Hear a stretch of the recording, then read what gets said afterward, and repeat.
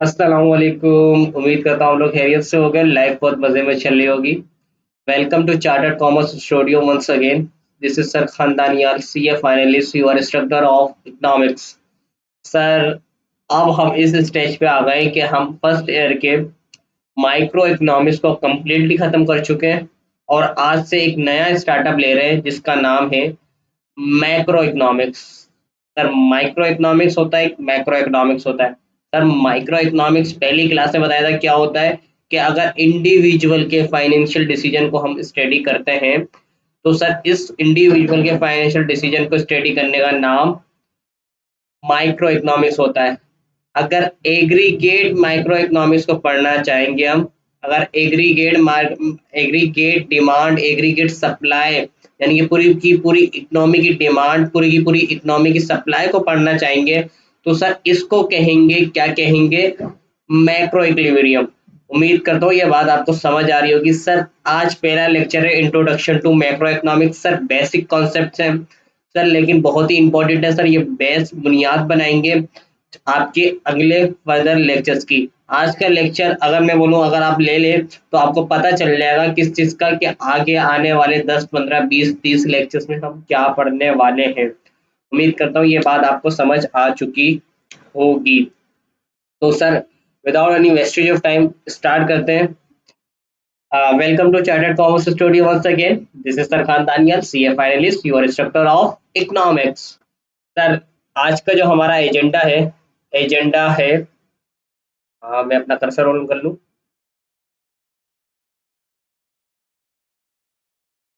Sorry, ये नजर क्यों नहीं आ रहा?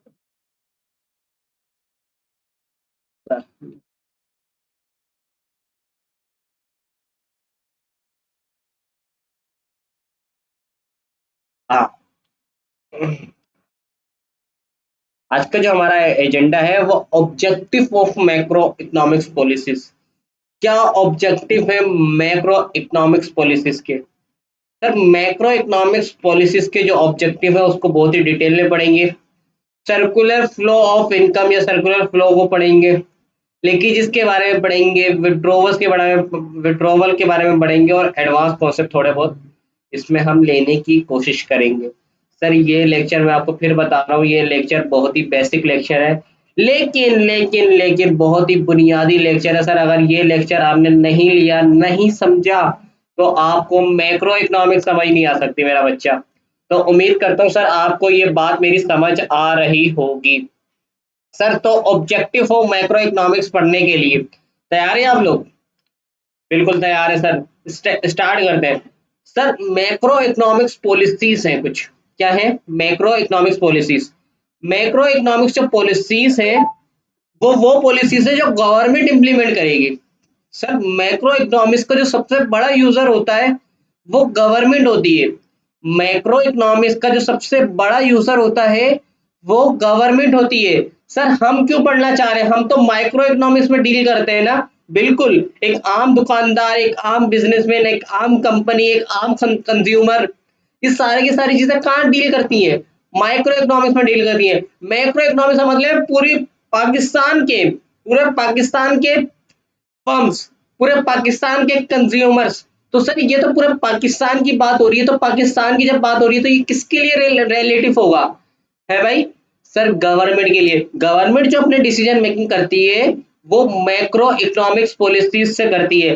Sir, macro economics policies government की क्या होती हैं, कैसे होती हैं, ये बाद में पढ़ेंगे, लेकिन उस पॉलिसीज का जो ऑब्जेक्टिव होता है वो आज पढ़ेंगे कि गवर्नमेंट कुछ ऐसी पॉलिसियां यू अप्लाई करेगी। सर, कहाँ पर? सोसाइटी में, जिसकी वजह से ये कुछ जो आपके सामने नजर आ रही है क्या होंगे? ऑब्जेक्टिव्स पूरे होंगे। बात समझ आती है? बिल्कुल ठीक है। सर, आगे बढ़ते हैं थोड़ा सा। मैक्रो इकोनॉमिक्स का सबसे बड़ा यूजर गवर्नमेंट। मैं बोलूंगा यार, पाकिस्तान में अगर मैं एक आईटी कंपनी खोलना चाहता हूँ, मैं बाहर से आया हूँ, चाइना से आया हूँ और पाकिस्तान में आईटी कंपनी खोलना चाहता हूँ, तो मैं देखूंगा कि पाकिस्तान की गवर्नमेंट के आईटी सेक्टर में क्या पॉलिसीज हैं। क्या आईटी सेक्टर को सपोर्ट करती है गवर्नमेंट? है? या आईटी आईटी सेक्टर को टैक्स कम देने का बोलती है? बिल्कुल। पाकिस्तान की गवर्नमेंट आईटी सेक्टर को टैक्स से कम लेती है, मेरे ख्याल से एग्जाम टैक्स क्या है, एग्जाम यानी कि आपको टैक्स ही नहीं देगा अगर आप आईटी में काम कर रहे हो, आईटी फैक्ट्री में डील कर रहे हो। तो बात समझ आ रही है, अगर आप आईटी इंडस्ट्री में हो तो सर जब मैंने ये सोचा कि गवर्नमेंट की डिसीजन मेकिंग ये है कि गवर्नमेंट आईटी सेक्टर में टैक्स नहीं लगाती तो मुझे फायदा है, तो मैं यहाँ पे काम करूंगा। बात समझ आ रही है। तो गवर्नमेंट की जो डिसीजन मेकिंग होती है उसकी वजह से, गवर्नमेंट की जो डिसीजन मेकिंग होती है उसकी वजह से मेरे बिजनेस में कुछ इन्फ्लुएंस आता है। उस इन्फ्लुएंस को स्टडी करने के लिए मुझे मैक्रो इकोनॉमिक्स की नो हाउ होनी चाहिए। जब आप कंपनी के किसी मैनेजर बनेंगे, सीईओ बनेंगे, सीएफओ बनेंगे, क्योंकि सर कॉमर्स के बंदे ना अभी लोग बनते हैं। अगर आप किसी भी कंपनी के फ्यूचर में सीईओ सीएफओ बनेंगे तो आप देखेंगे यार, यार क्या, यार अगर मैं लोगों को अनएम्प्लॉय कर दूं तो क्या होगा। गवर्नमेंट है, गवर्नमेंट का ऑब्जेक्टिव है कि एम्प्लॉयमेंट होनी चाहिए, गवर्नमेंट का ऑब्जेक्टिव है एम्प्लॉयमेंट होनी चाहिए। लेकिन इसको एक और अलग अंदाज से समझने की कोशिश करते हैं। गवर्नमेंट ने बोला भाई मिनिमम वेज रेट 55,000 रुपये होना चाहिए। कितने हजार होना चाहिए? 55,000 रुपये होना चाहिए। हमने बोला ठीक है सर, हमने 55,000 रुपये कर दिया। अगर अगर हम मिनिमम 55,000 रुपये देंगे तो इसकी वजह से हम कितने एम्प्लॉय को रख पाएंगे, और क्या हम ये 55,000 रुपये अफोर्ड भी कर सकते हैं। ये सारी की सारी चीजें सर हम एज अ सीईओ सीएफओ सोचेंगे। बात समझ आ रही है। सर गवर्नमेंट रोजाना प्राइस ऊपर नीचे कर रही है। सर इन्फ्लेशन बहुत आ रहा है, पाकिस्तान में इन्फ्लेशन बहुत बढ़ रहा है। सर इसकी वजह से मेरी इंडस्ट्री में क्या फर्क आएगा। बात समझ आ रही है। सर एक्सचेंज रेट ऊपर नीचे हो रहा है, मैं इंपोर्ट और एक्सपोर्ट करवाता हूँ, सर इसकी वजह से मेरी इंडस्ट्री में मुझे क्या फर्क पड़ेगा। बात समझ आ रही है सर, उम्मीद करता हूँ ये बातें आपको समझ आ रही होंगी। सर इसका जो मेन यूजर है वो गवर्नमेंट है, गवर्नमेंट की डिसीजन मेकिंग के लिए काम होती है मैक्रो इकोनॉमिक्स। लेकिन मैक्रो इकोनॉमिक्स के किसके लिए डिसीजन लेती है? हमारे लिए लेती है ना, तो हमारे पे उसमें इफेक्ट आता है। तो इस इफेक्ट को समझने के लिए, उससे उस इफेक्ट से क्या रिएक्शन आएगा, उसके लिए तैयार होने के लिए, प्रिपेयर होने के लिए सर हमें मैक्रो इकोनॉमिक्स की नॉलेज होनी चाहिए। उम्मीद करता हूँ ये बात आपको समझ आ गई होगी। सर सबसे बड़ा ऑब्जेक्टिव गवर्नमेंट का इकोनॉमिक ग्रोथ, इकोनॉमिक ग्रोथ, हमारी सोसाइटी ग्रो करे, हमारी सोसाइटी ग्रो करे, हमारी सोसाइटी ग्रो करे। बात समझ आ रही है भाई। सर इसका दूसरे अल्फाजों में मतलब ये है जीडीपी इंक्रीज हो, जीडीपी इंक्रीज हो। G for growth, D for domestic, और P for product. G for growth, D for domestic, और पी फॉर प्रोडक्ट। यानी कि ग्रोथ डोमेस्टिक प्रोडक्ट आपकी इंक्रीज हो। सर ये जो 5-4 चीजें नजर आ रही हैं आपको, ये ऑब्जेक्टिव नहीं है बल्कि ये आपके सिलेबस के चैप्टर्स के नाम है। बात समझ आ रही है आपको। तो जीडीपी आपकी इंक्रीज करे, सही है, इकोनॉमिक ग्रो करे। सर दूसरा ऑब्जेक्टिव होता है गवर्नमेंट का। अच्छा जीडीपी इंक्रीज होने का मतलब क्या है? देखिए मैं बोलता हूँ भाई मैंने इस साल ना 10 बच्चों को पढ़ाया, और फिर मैं बोलता हूँ मैंने अगले साल मतलब अगले साल 15 बच्चों को पढ़ाया, या मैंने पिछले साल 10 बच्चों को पढ़ाया और इस साल 15 बच्चों को पढ़ाया। तो सर मैंने इंक्रीज करा, ओवरऑल इंक्रीज किया या नहीं किया? तो एक कार बनाने वाली कंपनी है, उसने बोला मैंने पिछले साल 10 कार बनाई थी, उस बार मैंने 20 कार बनाई है, उसने भी अपनी प्रोडक्शन इंक्रीज करी है। तो यही चीज है। जीडीपी क्या है? इकोनॉमी के अंदर, इकोनॉमी के अंदर पूरी की पूरी होल इकोनॉमी के अंदर जितनी भी गुड्स और सर्विस इंक्रीज हुई है उसका नाम क्या है, या प्रोड्यूस हुई है, सॉरी किसकी क्या हुई है, प्रोड्यूस हुई है, वो क्या है, ग्रॉस डोमेस्टिक प्रोडक्ट। सही कि बहुत ही डिटेल में जाके अगले लेक्चर्स में कवर करेंगे, बस अभी बेस बना रहा हूँ। इतना दूसरा ऑब्जेक्टिव है गवर्नमेंट का फुल एम्प्लॉयमेंट। कौन सी employment? Full employment. Sir full employment का दूसरे अल्फाजों में सर इकोनॉमिक्स है ना, ये फुल एम्प्लॉयमेंट नहीं कहते, वो कहते हैं जीरो अनएम्प्लॉयमेंट। क्योंकि जीरो अनएम्प्लॉयमेंट क्या है, एविल है। अनएम्प्लॉयमेंट क्या है, एक तरह से मतलब इकोनॉमिक्स को सुचता नहीं है लफ्ज, सही है। तो वो बोलता है अनएम्प्लॉयमेंट को जीरो से जीरो करो, अनएम्प्लॉयमेंट को जीरो से जीरो करो। तो गवर्नमेंट का ये ऑब्जेक्टिव होता है या नहीं होता? कि गवर्नमेंट का ऑब्जेक्टिव होता है ना भाई अनएम्प्लॉयमेंट को कम से कम रखें। समझ आ रही है सर? इससे क्या होगा, इससे ये होगा कि आप इकोनॉमी में जितने लोग हैं उनको इस्तेमाल कर पाएंगे, और उनको इस्तेमाल करके ग्रोस डोमेस्टिक प्रोडक्ट यानी कि इकोनॉमी को ग्रो करेंगे। कैसे सर? सर मैं उनको जब यूज करूंगा एज अ लेबर है, चाहे टीचर हो, चाहे सीईओ, चाहे सीएफ हो, चाहे लेबर हो नीचे तबके का, सर किसी भी लेवल का बंदा वो काम करेगा तो कुछ ना कोई चीज तो बनेगी ना, कोई ना कोई चीज तो प्रोड्यूस होगी, तो जीडीपी इंक्रीज करेगी। ठीक है। बिल्कुल सर करेगी। और सर इससे क्या होगा, दूसरा ऑब्जेक्टिव क्या होगा सर? जराइम खत्म होंगे सर, क्राइम्स खत्म होंगे। जब एक लोगों के पास रोजगार होगा तो लोग चोरी डकैती वगैरह नहीं करेंगे। तो गवर्नमेंट का दूसरा मेन ऑब्जेक्टिव फुल एम्प्लॉयमेंट, यानी कि जीरो अनएम्प्लॉयमेंट होता है कि अनएम्प्लॉयमेंट कम से कम हो या जीरो हो। तो तीसरा ऑब्जेक्टिव होता है प्राइस स्टेबिलिटी। क्या होता है? Price stability. Sir price stability का मतलब ये है कि प्राइस फिक्स रहे, प्राइस फिक्स रहे। सर इकोनॉमिक्स कहते हैं कि जब से सेकेंड वर्ल्ड वॉर हुई है तब से प्राइसेस इंक्रीज नहीं हुई, जब से प्राइसेस और सॉरी जब से प्राइसेस इंक्रीज ही हुई है, कभी डिक्रीज नहीं हुई, डिक्रीज नहीं हुई। क्यों नहीं हुई डिक्रीज? भाई बहुत सारे रीजन है इसके क्यों नहीं हुई डिक्रीज, सर पता नहीं, वो जब बाद में पढ़ेंगे। लेकिन हर मुल्क में, चाहे कोई सा ही मुल्क हो, चाइना अमेरिका कुछ भी हो, सर हर मुल्क में प्राइसेस इंक्रीज ही करिए। क्या करिए? इंक्रीज ही करिए। चाहे कहीं 1% से करिए, चाहे 2% से करिए, चाहे 10% से करिए, लेकिन इंक्रीज ही करिए। सर प्राइस इंक्रीज का दूसरा लफ्ज है इन्फ्लेशन होना। तो गवर्नमेंट का ऑब्जेक्टिव होता है प्राइस कम से कम इंक्रीज हो या ना इंक्रीज हो, तो प्राइस स्टेबल हो। मतलब आज भी आटा 100 रुपए किलो मिल रहा हो, कल भी, और 1 साल बाद भी, और 10 साल बाद भी 100 रुपए किलो मिले। गवर्नमेंट का ये ऑब्जेक्टिव होता है, चाहे पूरा हो या ना हो, ऑब्जेक्टिव यही होता है गवर्नमेंट का। तो मतलब क्या? महंगाई ना हो, महंगाई को दूसरे लफ्जों में ये कहते हैं इन्फ्लेशन ना हो, तो यानी कि नो इन्फ्लेशन।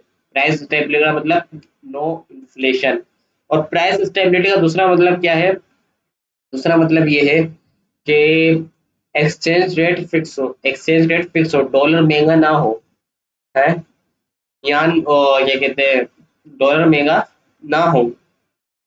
आज समझ आई है? ठीक है सर। चौथा ऑब्जेक्टिव होता है equilibrium in balance of payment, equilibrium in balance of payment.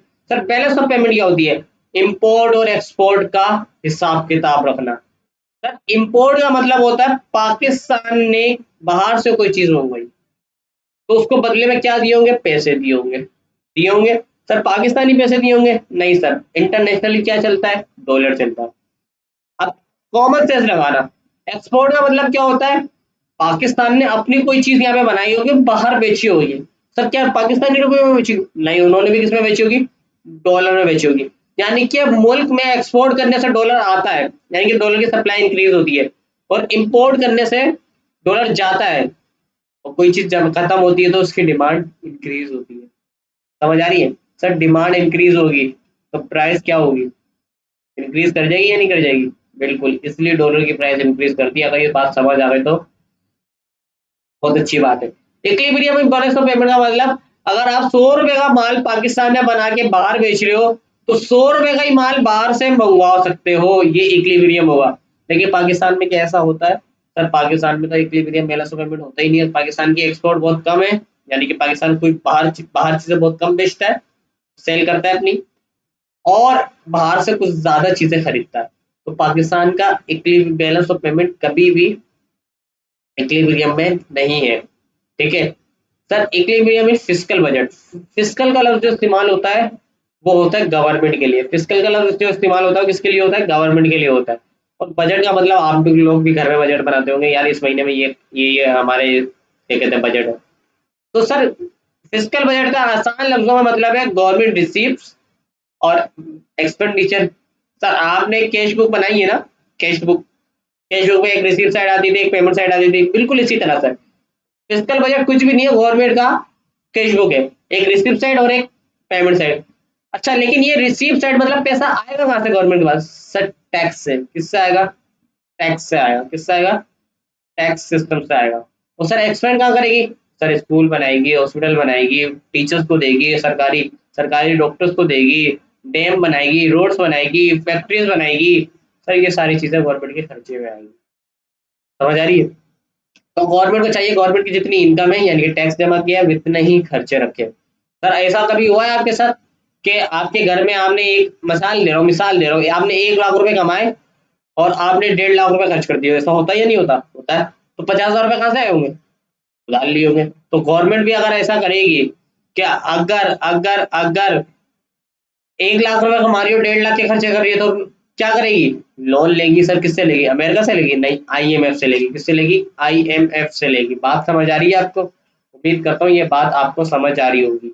तो objectives of macro economics policies आपको समझ आ गए होंगे। इकोनॉमिक ग्रोथ यानी कि जीडीपी इंक्रीज हो, फुल एम्प्लॉयमेंट यानी कि जीरो अनएम्प्लॉयमेंट हो, price stability exchange rate stable हो या इन्फ्लेशन जीरो हो। Sir equilibrium and balance of payment import और एक्सपोर्ट इक्वल हो, इक्विलिब्रियम फिस्कल बजट रिसीव और गवर्नमेंट की एक्सपेंडिचर इक्वल हो। सही है, ये गवर्नमेंट के ऑब्जेक्टिव होते हैं। अब ये होते हैं पाकिस्तान में पूरे या नहीं होते या बाहर किसी भी कंट्री में, ये नहीं कह रहा मैं। ऑब्जेक्टिव ये होते हैं, सोचती गवर्नमेंट ये है। सही है। अब सर जरूरी कोई मतलब मैं सोच रहा हूँ भाई मेरे फर्स्ट ईयर में कहीं 90% आ जाएंगे, ये मेरा ऑब्जेक्टिव है। अब वो आता या नहीं आता वो बात अलग है, वो प्रैक्टिकली है ना, समझ आ रही है, वो एक्चुअल है। उम्मीद करता हूँ ये बात आपको समझ आ गई होगी। सर थोड़ा सा आगे बढ़ते हैं। Circular flow of income. Circular flow of income का मतलब ये है पैसे का साइकिल। पर बहुत ही मजे की इकोनॉमिक्स है, आप गौर से सोचिए पैसे का साइकिल। आप गौर से देखें इस चार्ट को। देखिए भाई, सर्कुलर फ्लो ऑफ इनकम का मतलब ये है कि अगर मैं एक कंपनी हूं, मैंने कंपनी में लेबर को बुलाया और कहा मेरे पास काम करो कोई चीजें बनाओ, मेरे पास काम करो कोई चीजें बनाओ। उनको बदले में मैंने क्या दिया? पैसा दिया। उनको बदले में मैंने क्या दिया? पैसा दिया। जब मैंने उनको बदले में पैसा दिया जब मैंने उनको बदले में पैसा दिया तो वो पैसा घर ले गए होंगे। फिर उसी पैसे को खर्च किया हुआ उसी पैसे को खर्च किया हुआ उसी पैसे को खर्च करने के बाद जो मैंने मैंने माल चीज उन्होंने चीजें बनाई है वही चीजें उन्होंने खरीदी होंगी। एग्जाम्पल सपोज करो एक बंदा एक मतलब एक ही बायर है और एक ही सेलर है। सही है। अगर मिसाल के तौर पे मैं एक सेब बनाने वाली कंपनी हूँ, सही है, मैं एक कंपनी हूँ जो बोलते हैं भाई आप क्या करें, सेब उगाएं और उसको वो करें। तो मैंने एक बंदा हायर किया, उसने एक सेब उगाया। सही है, उसने सेब उगाया, सेब उग गया। सही है, सेब पैदा हो गया। जब जैसे सेब पैदा हुआ मैंने उसको 20 रुपए दे दिए। 20 रुपए दे दिए, वो घर लेके गया। उसकी बेगम ने कहा भूख लग रही है, वो दोबारा मार्केट में आया और वही सेब 20 रुपए का खरीद के चला गया। ये बात समझ आई? और वो पैसा दोबारा किसके पास आ गया? मेरे पास आ गया। सर्कुलर फ्लो ऑफ इनकम का मतलब सादा खुशबू में ये है कि जिसने पैसा पहली बार इकोनॉमी में डाला है, एक वक्त आएगा घूम फिर के उसके पास आ जाएगा। याद करें आपने भी कभी कभी नोट्स में कुछ ना कुछ लिखा होगा, है? याद करें आपने भी कभी नंबर लिखा होगा अपना, है? तो आपने देखा होगा क्या कहते हैं, यार ये नोट तो मैंने लिखा था ये दोबारा मेरे पास आ गया। ऐसा होता है या नहीं होता? होता है सर।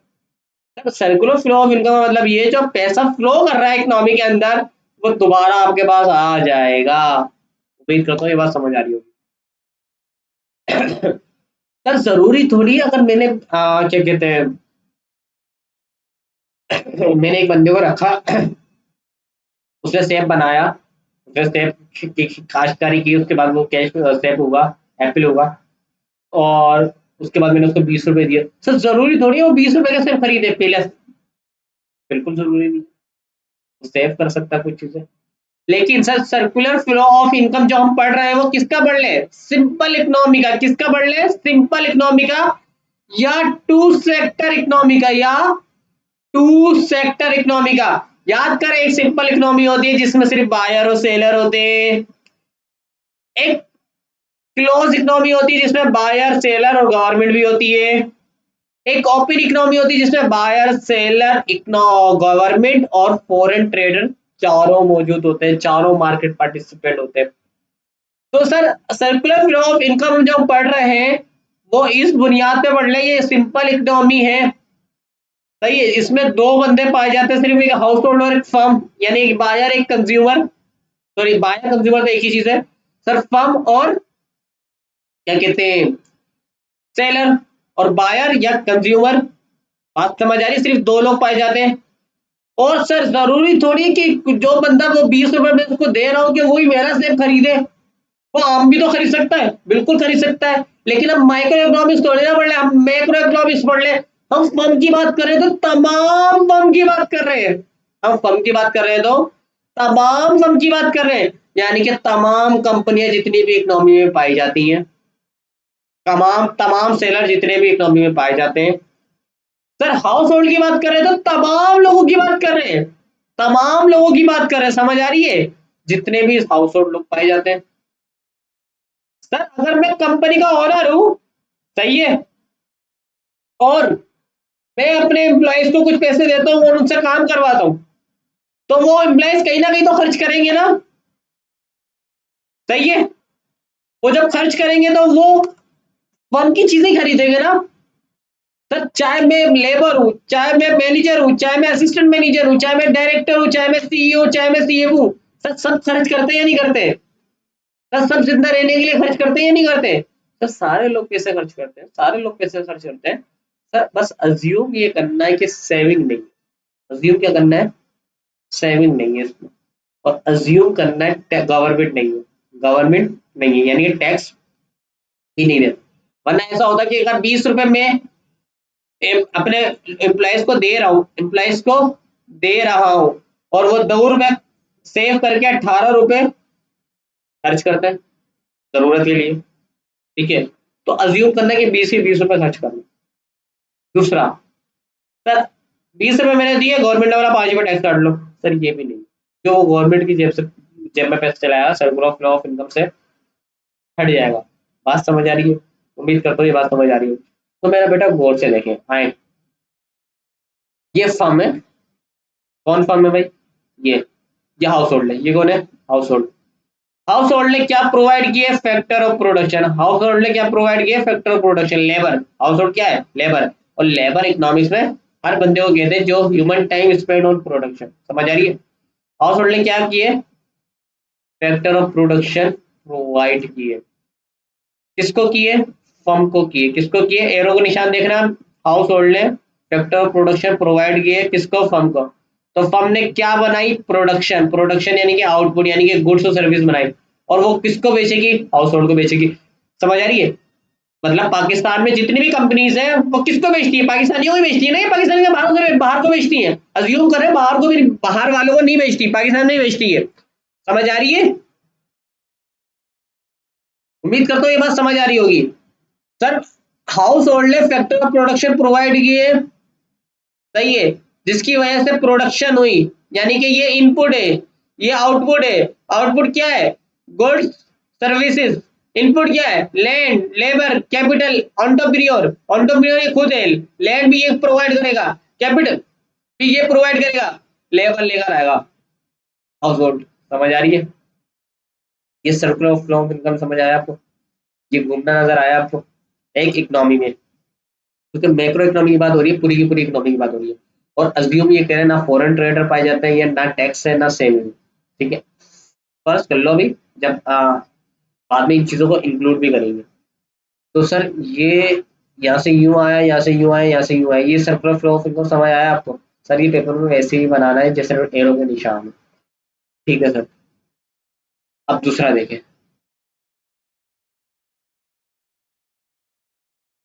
हाउस होल्ड ने क्या प्रोवाइड किए थे? Factor of production. तो बदले में फर्म ने क्या दिया हाउस होल्ड को? यार शिट, अच्छा ये इस पे गलत है, ये इस पे आ जाए। ये थोड़ा सा गलत बना हुआ है, इस पे एरो गलत बन गया मेरे से, मैंने ये ध्यान नहीं करा। इधर आ जाए। देखिए भाई, हाउस होल्ड ने क्या दिया था? Factor of production. Factor of production firm को, तो प्रोडक्शन बन गई थी। फिर फर्म ने हाउस होल्ड को क्या दिया? सर एक एरो ऐसा है और एक एरो ऐसा है, एक अपवर्ड है एक डाउनवर्ड है। समझ आ रही है बात? सर इधर दोनों एक जैसे एरो बन गए थे, एक ही डायरेक्शन में बन गए थे, ये गलती है, बाकी सब कुछ सही है। सर फर्म,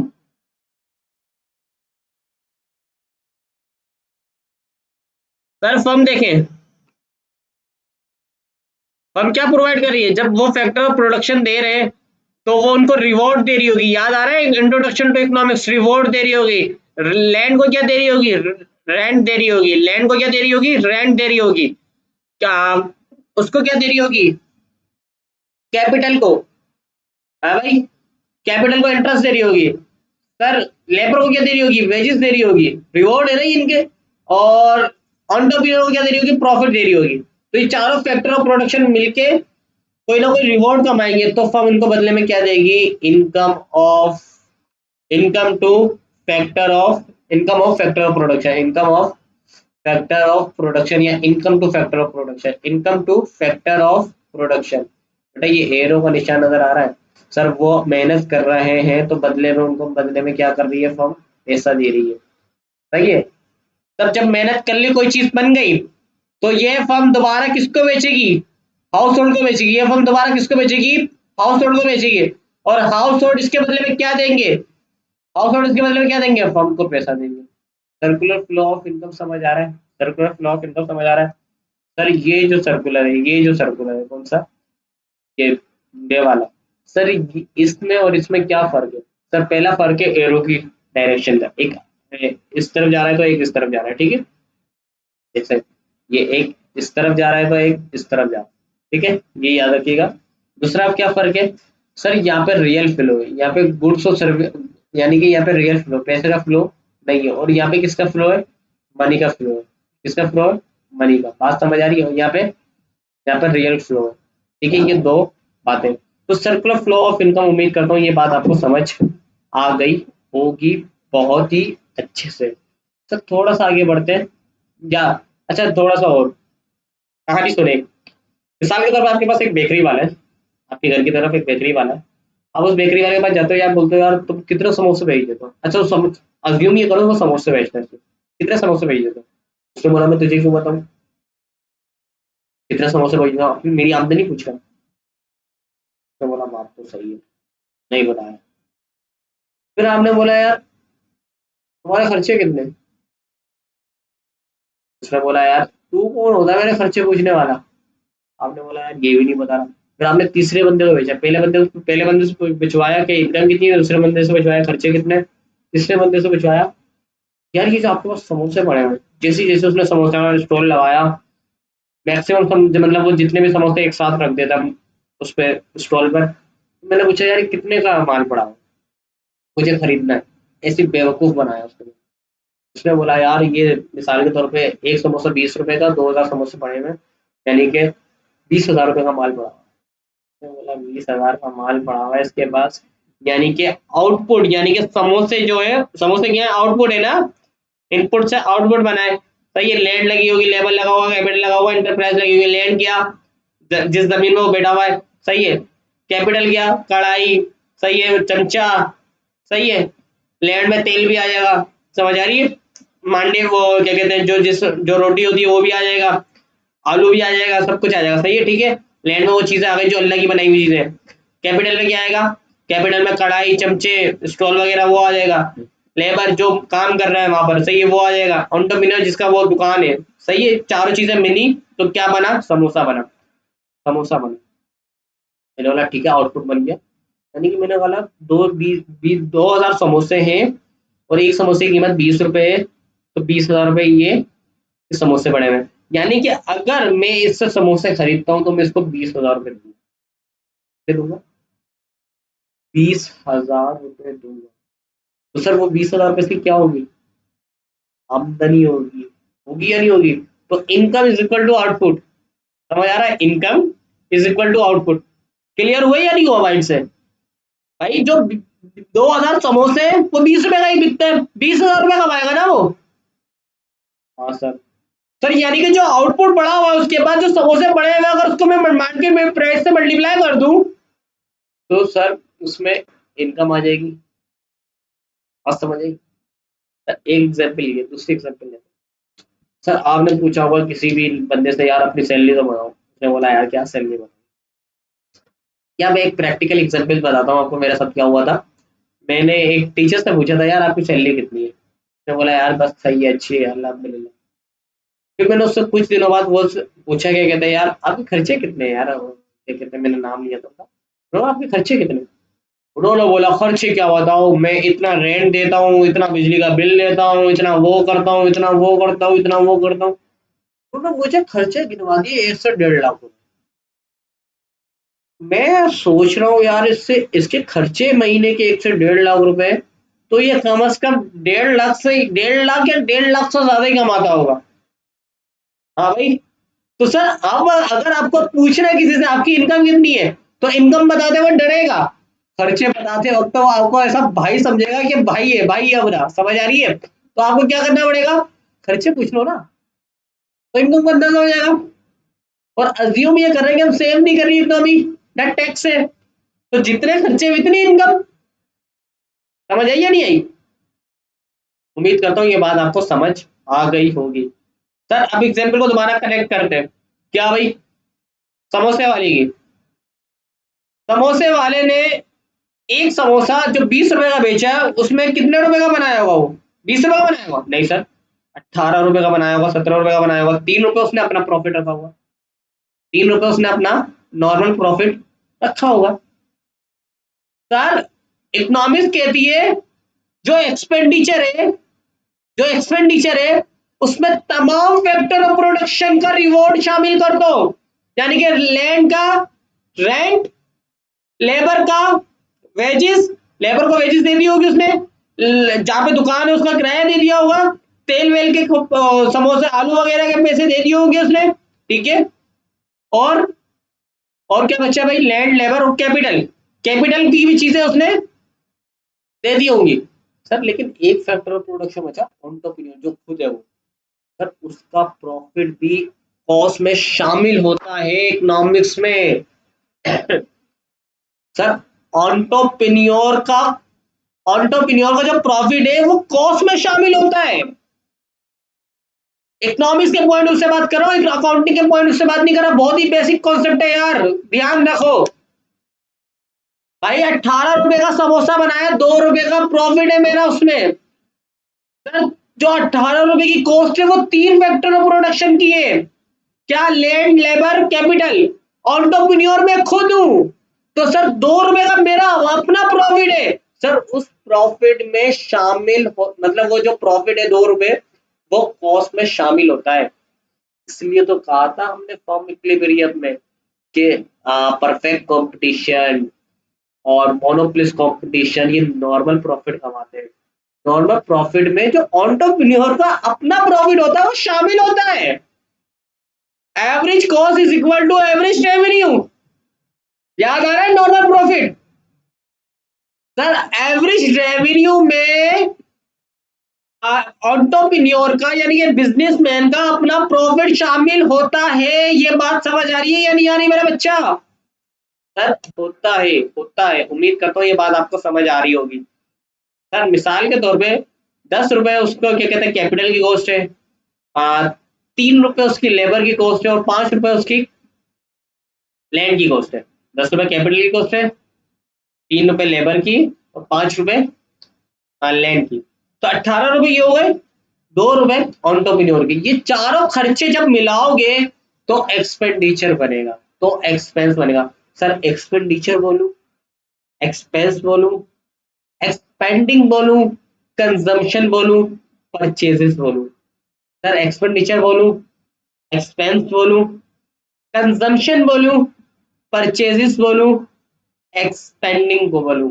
सर इन चारों लफ्जों का मतलब खर्चा करना, चारों लफ्जों का मतलब खर्चा करना। दोबारा से, सर एक्सपेंडिचर बोलूं, कंजम्पशन बोलूं, परचेजेस बोलूं, एक्सपेंडिंग बोलूं या एक्सपेंस बोलूं, सर इन चारों लफ्जों का मतलब एक्सपेंस करना है। तो मैंने उसको समोसे वाले से पूछा, यार ये जो समोसे वो कितने हैं? उसने बोला 2000। मैंने बोला एक समोसे की कीमत 20 रुपए, और इस 20 रुपए में सारी की सारे फैक्टर ऑफ प्रोडक्शन की कॉस्ट शामिल है, इसलिए तो वो बेच रहा है। बात समझ आ रही है? इसलिए तो वो बेच रहा है। तो सर 20 रुपए जो शामिल है उसमें, तो सर यानी कि 20 मल्टीप्लाई बाय 2000, तो 20,000 रुपए आउटपुट पड़ा हुआ, 20,000 का उसके पास। 20,000 रुपए का इसने खर्चे किए, 20,000 रुपए की खर्चे किए ना भाई। समझ आई या नहीं आई? अभी तो करेक्ट की है यार एग्जाम्पल, क्यों नहीं समझ आ रही? आई या नहीं आई? और 20,000 रुपए किसकी इनकम है? बात समझ आ रही है? तो income is equal to expenditure, expenditure is equal to, ये बात समझाने की कोशिश कर रहा हूँ जो यहाँ, उम्मीद करता हूँ ये बात आपको समझ आ गई होगी। और सर ये मैक्रो इकोनॉमिक्स है, तो national income is equal to national expenditure is equal to national output. Sir इतना सा चार्ट नजर आ रहा है ये आपको, लेकिन ये कॉन्सेप्ट से भरा पड़ा। उम्मीद करता हूँ ये बात आपको समझ आ रही होगी। आ रही है या नहीं आ रही भाई? हाँ मेरा बच्चा, मेरा लाल, आ रही है या नहीं आ रही? मजा आ रहा है टॉपिक्स में? सर एक और एग्जाम्पल लेते हैं, एक और एग्जाम्पल लेते हैं। सर मैं गया कपड़े वाले के पास, मैंने बोला यार अपने इनकम तो बताओ, अपनी इनकम तो बताओ। उसने बोला यार इनकम, संभाल वार के मुंह नहीं घुमा दूं पठान था, उसने बोला निकल बेटा कोई इनकम इनकम नहीं है। मैंने दूसरे बंदे को भेजा, मैंने बोला इससे पूछ करा तेरे खर्चे कितने। सर उसने खर्चे बता दिए होंगे, हैं खर्चे बता दिए होंगे। एक तरीका ये है, दूसरा तरीका ये है, तो मैं उसके खर्चों से अंदाजा लगा सकता हूँ कितना कमाता है। भाई अगर आपको दिन में मिसाल के तौर पे अम्मी आपके अब्बू आपके 10 रुपए देते हैं, तो आप खर्च भी कितना करते होंगे? 10 रुपए। तो मैं अगर आपसे ये पूछ लूं, तो मेरा भाई आप घर में कितना, मतलब आपकी डेली पॉकेट मनी कितनी है, आप नहीं बताओगे। आपको मैं अगर ये बोलूं कि मेरा बच्चा आप दिन में कितने रुपए खर्च कर देते हैं, आप बोलते हो यार 8 रुपए खर्च कर देता हूँ, तो मैं बोलूंगा यार या तो 8 रुपए ये कमाता है, मतलब इसको पॉकेट मनी मिलती है, या 8 से ज्यादा मिलती है, 1-2 रुपए वो सेव करता होगा। लेकिन हम इस साइकिल में हम अज्यूम कर रहे हैं क्या, इस साइकिल में हम अज्यूम कर रहे हैं क्या, कि इकोनॉमी में सेविंग टैक्स नहीं है। उम्मीद करता हूँ ये बात आपको समझ आ गई होगी। और आउटपुट यानी कि अगर मैं समोसे वाले के पास जाऊं, मैंने बोला समोसे की बता दो कितने हैं, ये समोसे कितने हैं, तो वो सर समोसे की तादाद बता देगा। तो मैं उसका मार्केट वैल्यू से मल्टीप्लाई कर दूं, तो मेरे पास आउटपुट की कॉस्ट वो आ जाएगी, आउटपुट की वो अमाउंट आ जाएगी। सर वही आउटपुट एक्सपेंडिचर होगा, क्योंकि मार्केट प्राइस में चारों फैक्टर ऑफ प्रोडक्शन की कॉस्ट शामिल होती है, और वही एक्सपेंडिचर उसकी क्या होगी, इनकम होगी। आप खुद सोचें, सही है, अगर 2000 समोसे है, 20 रुपए के समोसे है, तो कितने कमाए कर लेके जाएगा आज के घर? 20,000 रुपये लेके जाएगा ना। तो आउटपुट भी कितने का है, 20,000 रुपये का, और खर्चे भी उसने कितने किए, 20,000 रुपये के किए। समझ आ रही है बात? उसने खर्चे भी कितने किए, 20,000, उसने उसमें खर्चों में अपना प्रॉफिट शामिल कर लिया है। सर उसमें अपना प्रॉफिट शामिल कर लिया, क्योंकि लैंड, लेबर, कैपिटल और एंटरप्रेन्योर, इनको रिवॉर्ड कॉस्ट में शामिल होता है, एवरेज कॉस्ट में शामिल होता है। सर ये इकोनॉमिक्स के एक अलग तरीके का सोच है, और ये बहुत अच्छी सोच है। ठीक है, उम्मीद करता हूँ circular flow of income to cycle समझ आ गया होगा। तो थोड़ा सा आगे बढ़ते हैं। सर इस सर्कुलर फ्लो इनकम से क्या पैसा क्या पैसा लीक हो सकता है? इस सर्कुलर फ्लो ऑफ इनकम से क्या पैसा लीक हो सकता है? बिल्कुल सर लीक हो सकता है। सर कितने तरीके से लीक हो सकता है, कितने तरीके से लीक हो सकता है? सर कितने तरीके से लीक हो सकता है? सर बहुत सारे तरीकों से लीक हो सकता है। पहला तरीका है सेविंग, यानी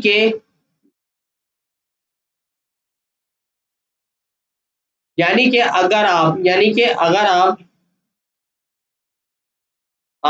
मिसाल के तौर पे 1 लाख रुपए कमाते हैं, तो मैं बोल रहा हूँ खर्चे भी आपके कितने होंगे, 1 लाख रुपए होंगे। लेकिन अगर आप सेविंग कर लेते 20,000 रुपए की, तो सर आप 80,000 रुपए खर्चे होंगे। तो sir circular flow of income से सर्कुलर फ्लो ऑफ इनकम से सर्कुलर फ्लो ऑफ इनकम से क्या होगा? सर्कुलर फ्लो ऑफ इनकम से ये होगा कि आपके जो 80,000 रुपए हैं, मतलब सर्कुलर फ्लो ऑफ इनकम से 1 लाख रुपए फर्म ने दिए, उसमें से 20,000 रुपए निकल गए, तो सर्कुलर फ्लो इनकम क्या हो जाएगा, सुकड़ जाएगा। बात समझ आ रही है? क्या हो जाएगा, सुकड़ जाएगा। उम्मीद करता हूँ ये बात आपको समझ आ रही होगी, उम्मीद करता हूँ मेरा बच्चा। ठीक है सर। सर थोड़ा सा और आगे बढ़ते हैं, और आगे बढ़ के देखते हैं और क्या है। सर मैंने 1 लाख रुपए कमाए, लेकिन मेरे जो एम्प्लॉयर है, यानी कि जो मेरा मालिक है, यानी कि जिसके पास मैं काम कर रहा हूँ, सर उसने उसको गवर्नमेंट ने कहा है बेटा आप अगर 1 लाख रुपए इसको दोगे तो 20,000 रुपये मुझे टैक्स होगा, 20,000 रुपये मुझे टैक्स होगा। तो सर सर्कुलर फ्लो ऑफ, अब मैं कितना खर्च कर पाऊंगा? मतलब 1 लाख रुपए मेरी आमदनी जरूर है, मगर मुझे कितने मिलेंगे, 80,000 रुपये मिलेंगे। मुझे कितने मिलेंगे? 80,000 रुपये मिलेंगे। सर अगर मुझे 80,000 रुपये मिलेंगे तो क्या मैं 80,000 रुपये खर्च करूंगा, शायद उसमें से 10,000 सेव कर लो। तो यानी कि सर एक अंक मेरी सैलरी मेरी 1 लाख है, 20,000 टैक्स दे दिया, 20,000 रुपये टैक्स दे दिया, 10,000 रुपये गवर्नमेंट को, और 20,000 रुपये टैक्स दे दिया, 10,000 रुपये सेव कर लिए। अब खर्चा कितना करूंगा, 70,000 रुपये करूंगा। ये बात समझ आ रही है सर? ये जो सर्कुलर फ्लो ऑफ इनकम पढ़ाया मैंने आपको, ये सर्कुलर फ्लो ऑफ इनकम जो पढ़ाया मैंने आपको, इससे पैसा निकलता कैसे है, लीक कैसे होता है, ये बता रहा हूँ। उम्मीद करता हूँ ये बात आपको समझ आ गई होगी। Sir imports, sir imports, imports का मतलब होता है पाकिस्तान में बाहर से कोई चीज मंगवाना, यानी कि पाकिस्तानी यहाँ पे कोई चीज खरीद रहे हो बाहर से, बाहर की किसी कंट्री से, out of the boundary of Pakistan, सही है। तो पाकिस्तान में अगर कोई चीज बाहर से आ रही है, मतलब पाकिस्तान में कोई चीज बाहर से आ रही है, इसको कहेंगे इम्पोर्ट्स। सर जब मेरी मतलब मैं 1 लाख रुपए कमा रहा हूँ, सही है, और 30,000 रुपए का मैंने अगर कोई बाहर से इम्पोर्टेड चीज मंगवाई है, तो सर 30,000 रुपये पाकिस्तान की इकोनॉमी से कौन सी इकोनॉमी में चले जाएंगे, अगर मैंने चाइना से मंगवाई है तो चाइना में चले जाएंगे। तो मेरी इकोनॉमी से पैसा निकल जाएगा, मेरी इकोनॉमी से पैसा निकल जाएगा, बिल्कुल निकल जाएगा। उम्मीद करता हूँ ये बात आपको समझ आ रही होगी। सर गवर्नमेंट को मतलब ओ सॉरी सेविंग को इकोनॉमिक्स में ऐसे रिप्रेजेंट करते हैं, टी टैक्स को टी से करते हैं, इम्पोर्ट्स को एम से करते हैं। सर बिल्कुल इसी तरह से इंजेक्शन, इंजेक्शन का मतलब है एक सर्कुलर फ्लो ऑफ इनकम में, सर्कुलर फ्लो ऑफ इनकम में, सर्कुलर फ्लो ऑफ इनकम में इंजेक्ट होना, पैसा इंजेक्ट होना यानी कि इन होना, सही है। लीकेज का मतलब क्या था, सर्कुलर फ्लो ऑफ इनकम से पैसा बाहर जाना। तो सर सेविंग करी मैंने 20,000 रुपए की, सही है, मिसाल दी थी 20,000 रुपए की मैंने सेविंग करी, और सर वो 20,000 रुपए की पाकिस्तान में जो सेविंग होती है वो गड्ढे में दबा के हो जाती है। अब हमारे नाना नानी कैसे करते थे, गड्ढे में दबा के कर लेते थे। आप बोर्ड खोलते थे उसके नीचे दबा देते थे, तकियों के नीचे भर देते थे, तकियों के अंदर भर देते थे। तो पाकिस्तान में तो एक सेविंग ऐसे होती है, लेकिन बाहर के कंट्रीज में ऐसा नहीं होता। बाहर के कंट्रीज में अगर लोग सेविंग करते हैं तो सर उसको कहीं ना कहीं इन्वेस्ट करते हैं। अब क्या करते हैं, इन्वेस्ट करते हैं। तो इकोनॉमिक्स में इन्वेस्टमेंट करने से, सर इन्वेस्टमेंट करने से पैसा इन होता है। सर यानी कि अगर मैंने 20,000 रुपये पैसे सेव किए, 20,000 रुपये मैंने पैसे सेव किए, अब उसी 20,000 से, अगर अब उसी 20,000 से मैं क्या कर रहा हूँ, मैंने वो बैंक में रखवा दिए, वो मैंने किस में रखवा दिए, बैंक में रखवा दिए। तो सर अब वो 20,000 रुपये बैंक किसी और कंपनी को देगा, उस कंपनी से क्या होगा, उस कंपनी से ये होगा कि वो कंपनी कहीं ना कहीं इन्वेस्ट करेगी, वो कहीं ना कहीं कंपनी इन्वेस्ट करेगी। तो सर सेविंग अगर बैंकिंग थ्रू के हो, बैंकिंग थ्रू हो, या कैपिटल मार्केट या स्टॉक मार्केट के थ्रू हो, यानी कि अगर मैं किसी कंपनी के शेयर खरीद लूँ, तो वो कंपनी के शेयर खरीदूंगा तो कंपनी के शेयर्स के बदले में पैसे दूंगा, उस पैसे से गवर्नमेंट मतलब उस कंपनी के जो ओनर्स है या डायरेक्टर्स है वो क्या करेंगे, इन्वेस्टमेंट करेंगे। तो बात समझ आ रही है? तो सेविंग अगर इन्वेस्टमेंट बन जाती है, सेविंग क्या बन जाती है, इन्वेस्टमेंट बन जाती है, बैंकिंग थ्रू, बैंकिंग चैनल के थ्रू, कैपिटल मार्केट के थ्रू, और क्या कहते हैं, अल्लाह भला करे आपका, स्टॉक एक्सचेंज के थ्रू। ठीक है, तो सर अगर ये कॉन्सेप्ट आपको समझ आ गया है, तो difference between saving and investment, advance concept में देखें कब आ रहा है, difference between saving and investment is equal to capital market. ठीक है, मिसाल के तौर पे मैंने 1 लाख रुपए सेव किया और 80,000 रुपये मार्केट में लगा दिए, तो जो डिफरेंस आ रहा है, ये डिफरेंस क्या है, कैपिटल मार्केट का डिफरेंस है। ठीक है, ये समझ अभी भी नहीं आएगा, लेकिन इंशाल्लाह इन फ्यूचर ये आपको बहुत अच्छे से समझ आ जाएगा। सर इसी तरीके से गवर्नमेंट ने टैक्स लिया आपसे, गवर्नमेंट ने आपसे टैक्स लिया, सर वो टैक्स लेके गवर्नमेंट क्या करेगी, हॉस्पिटल बनाएगी, हॉस्पिटल बनाएगी तो यानी कि इन्वेस्टमेंट करेगी, तो वो वाला आई क्लिक क्लिक हो जाएगा कि गवर्नमेंट ने पैसा टैक्स लिया, टैक्स लेना, पैसा निकलना इकोनॉमी की साइकिल से, मतलब एक साइकिल है उससे पैसा निकल गया टैक्स लेना। सर अब वापसी कैसे आ रहा है, सर वापसी ऐसे आ रहा है कि गवर्नमेंट स्पेंडिंग करेगी, गवर्नमेंट क्या करेगी, स्पेंड करेगी, खर्चा करेगी, किस पर, इन्वेस्टमेंट करेगी, हॉस्पिटल बनाएगी, डॉक्टर्स को तनख्वाह देगी, स्कूल बनाएगी, टीचर्स को तनख्वाह देगी। तो गवर्नमेंट स्पेंडिंग भी होती है, गवर्नमेंट स्पेंडिंग को जी से रिप्रेजेंट करते हैं, गवर्नमेंट स्पेंडिंग को जी से रिप्रेजेंट करते हैं। बात समझ आ रही है, ये इकोनॉमी में पैसा इंजेक्ट हो रहा है। सर मैंने कोई चीज बनाई, पाकिस्तान फुटबॉल बनाने के लिए बहुत मशहूर है। पाकिस्तान ने फुटबॉल बनाई और फुटबॉल बना के बाहर बेची, बाहर सेल करी। जैसे ही फुटबॉल बाहर सेल करी तो बाहर से पैसा आया हुआ हमारी इकोनॉमी में, तो हमारी इकोनॉमी में इन हो गया। तो सर ये हमारी इकोनॉमी में इन हो गया। उम्मीद करता हूँ ये बातें आपको समझ आ रही होंगी।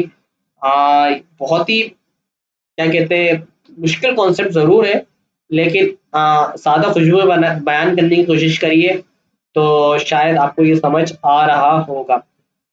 ठीक है, देखो, गवर्नमेंट ने मतलब टैक्स लिया तो गवर्नमेंट की आमदनी यानी कि रिसिप्ट, गवर्नमेंट ने खर्चा किया तो गवर्नमेंट की एक्सपेंडिचर। तो हमने आज थोड़ा सी देर पहले क्या पढ़ा था एक स्लाइड में कि गवर्नमेंट के कैश बुक, याद करें कैश बुक वाला कॉन्सेप्ट के रिसीट और पेमेंट साइड, तो उसको क्या कहते हैं, फिस्कल बजट कहते हैं। क्या कहते हैं, फिस्कल बजट कहते हैं। तो द डिफरेंस बिटवीन टैक्स और government spending is called fiscal budget. क्या कहते हैं, फिस्कल बजट। ठीक है, जो फिस्कल बजट होता है उसका जो डिफरेंस होता है वो किसमें आता है, इससे आता है।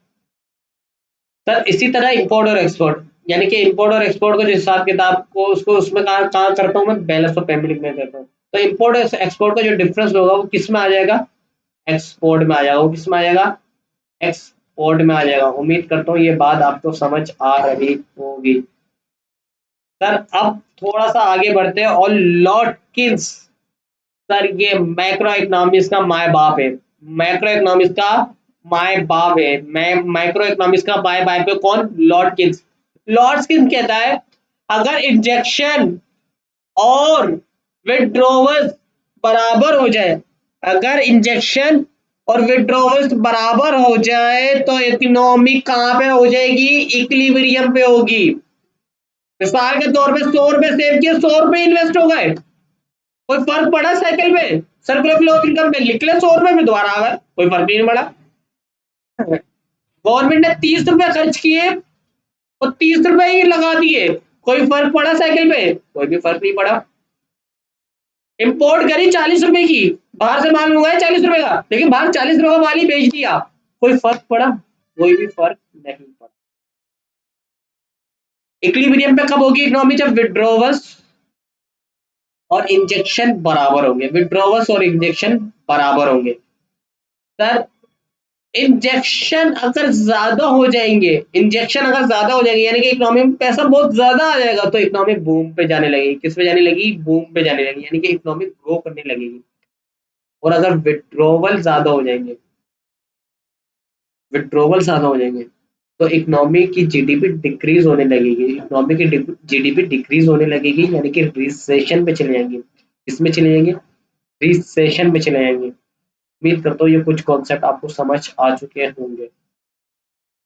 तो सर कैसा लगा आपको मेरे साथ आज मैक्रो इकोनॉमिक्स का पहला लेक्चर लेके। सर लेक्चर लंबा जरूर हो गया, लेकिन सर ये बेसिक थी। उम्मीद करता हूँ आपको समझ आया होगा। अगर समझ आया है तो अपने दोस्तों के साथ रिकमेंड करिएगा और मेरे चैनल को सब्सक्राइब कीजिएगा। और इंस्टाग्राम, फेसबुक, ट्विटर, इस पे, और सॉरी लिंक्डइन, और क्या कहते हैं, टिकटॉक, इन सब पे फॉलो कीजिएगा। Thank you so much. दुआओं में याद रखिएगा। मिलते हैं अगले लेक्चर में। अल्लाह हाफिज़।